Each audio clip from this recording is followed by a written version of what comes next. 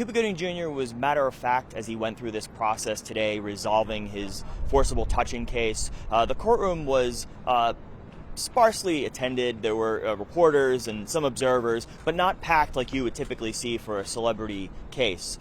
Cuba Gooding Jr. spoke briefly. He pleaded to a lesser charge, and in that admitted that he did kiss a waitress at a New York City nightclub back in 2018.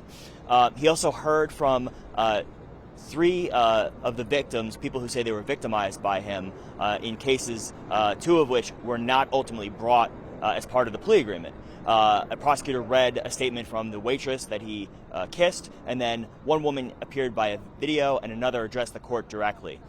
Those victims were upset with what they say is a two-tiered system of justice, rewarding a celebrity and giving him what they said was a slap on the wrist, whereas other people who are not celebrities would be brought to trial and would face jail time for these charges. Cuba Gooding Jr. was initially arrested in the summer of 2019. It's been a 3+ year process.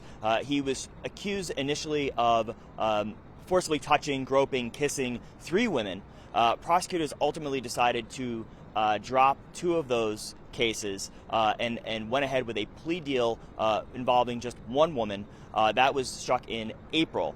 Part of the plea agreement was that Cuba Gooding Jr. had to stay out of trouble, and he had to attend what they called alcohol and behavioral management, behavioral therapy. So he's been seeing a therapist. According to prosecutors, he's been fully compliant, and the therapist gave positive reviews, and Cuba Gooding Jr., according to the prosecutor, will continue in therapy beyond that 6-month window that was required as a part of this agreement. It is an interesting coincidence that this case is being resolved right around the 5-year anniversary of the Me Too movement. That movement started with Harvey Weinstein, the Hollywood producer who, in this very courtroom in 2020, was convicted of rape and sentenced to 23 years in prison. There have been, though, some concerns that the Me Too movement is losing steam, that you see results like today, where Cuba Gooding Jr. gets no jail time, the vacating of Bill Cosby's conviction in Pennsylvania a few months back, and other matters that have gone away.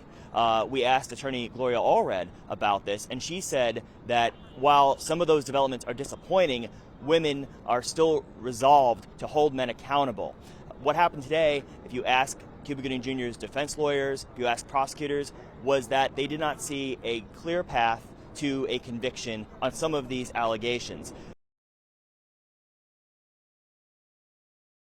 This case wore on for 3 years, and in the process, we heard allegations from several dozen women who came forward. By one account, there were 30 alone in New York City. There were others in Los Angeles and other cities who say that they had inappropriate interactions with Cuba Gooding Jr.